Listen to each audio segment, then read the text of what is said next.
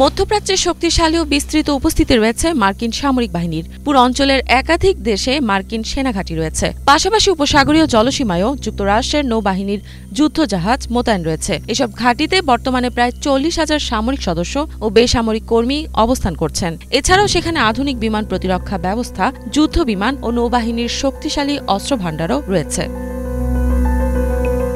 সম্প্রতি যুক্তরাষ্ট্র ইরানের 3টি পারমাণবিক স্থাপনায় হামলা চালানোর পর ওসব সামরিক ঘাঁটি এখন ইরানের সম্ভাব্য প্রতিশোধের লক্ষ্যবস্তুতে পরিণত হয়েছে। ইতোমধ্যে ইরান কাতারে অবস্থিত একটি মার্কিন ঘাঁটিতে আক্রমণ চালিয়েছে। গত বছর ইসরায়েল ও ইরানের মধ্যে উত্তেজনা বৃদ্ধি ও লোহিত সাগরে ইয়েমেনের হুথি বিদ্রোহীদের ধারাবাহিক আক্রমণের কারণে ওই অঞ্চলে নিজেদের সামরিক উপস্থিতি আরও শক্তিশালী করে যুক্তরাষ্ট্র। তবে সম্প্রতি ইরানের পক্ষ থেকে বড় ধরনের পাল্টা প্রতিক্রিয়ার সম্ভাবনা তৈরি হওয়ায় যুক্তরাষ্ট্র তাদের আঞ্চলিক ঘাঁটিগুলো থেকে কিছু সেনা সদস্যকে সরিয়ে নেওয়ার সিদ্ধান্ত নেয়। বর্তমানে অঞ্চলটির অন্তত 19টি স্থানে যুক্তরাষ্ট্রের সামরিক ঘাঁটি রয়েছে।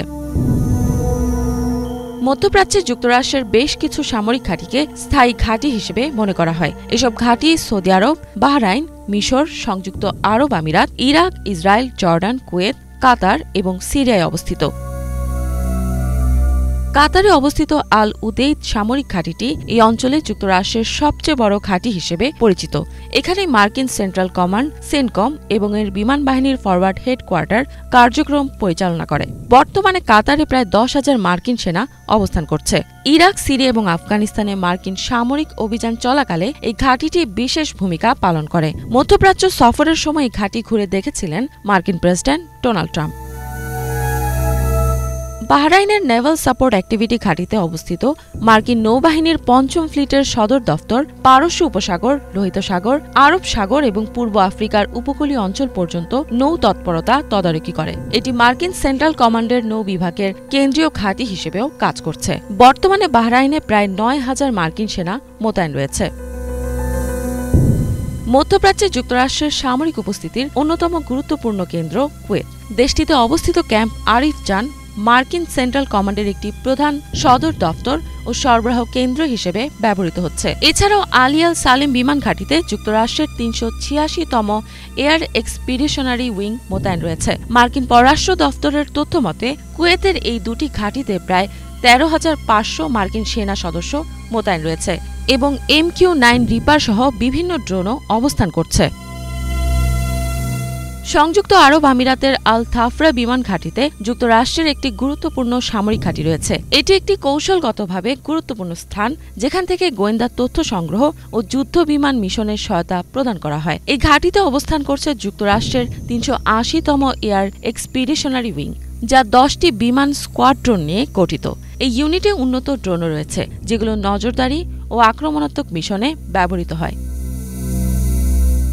সাদ্দাম হোসেনের শাসনের পতনের সময় ইরাক জুড়ে প্রায় 500 ঘাঁটিতে যুক্তরাষ্ট্রের আনুমানিক 1,60,000 সৈন্য মোতায়েন ছিল।